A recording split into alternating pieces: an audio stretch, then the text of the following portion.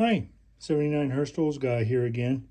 And these two rifles up above, obviously there's a total of three, but these two rifles you may have seen before. And I've added this rifle to the collection. The only difference between this rifle and this rifle, this is a 22 caliber and this is a 177. It took me well, let me backtrack a little bit. So these were only made for 1 year. I don't know if they were sold for a little bit longer, but they were made for 1 year in 1949. This wasn't a popular caliber back then, 177, so hence they're a little bit harder to find. It took me roughly 2 years after purchasing this one to find this one, and then purchase it for the collection. So this is a model 108, and this is a model 107. You'll notice that this one has the black paint kind of worn off, and this has, I'll say, newer paint on it. So someone has restored it, and then I put this little knob on the back. But this should be the factory knob right here that is found. But I did finally order some black knobs because the regular screw was obviously not correct. Both the 108 and the 107 have the incorrect butt plates on there, although this is a little bit more correct. I do have one Bakelite Crosman butt plate. I believe it came with the 108 if I'm not mistaken, and it's out in my garage at this point in time.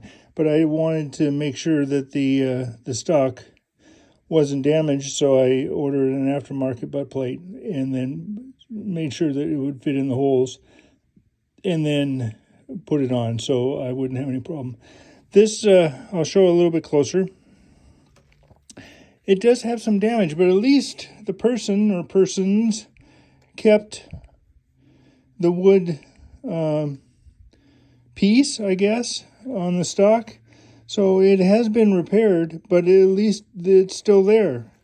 The back, it's the crack right here. You can see it kind of lines up where the hole to the butt plate screw goes. So I'm assuming it was kind of weak in that area. They did put some new finish on it. They did restore it, and I kind of shined down, if you will, the finish. I don't remember if I said it, but it's been about 2 years been between getting that gun first and then this gun. They both have the town and country sights, obviously, and the town is up and the country or longer shooting, excuse me, is the smaller sight that's in the front. And they're both pumped up. This one has a number. I'll show it to you rather than tell you. So the wood wouldn't be switched up.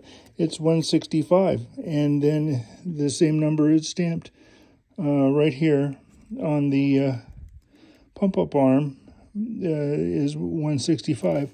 So this is ready to go. There is no markings on the gun that say that this is a 177 caliber that I can find. You have to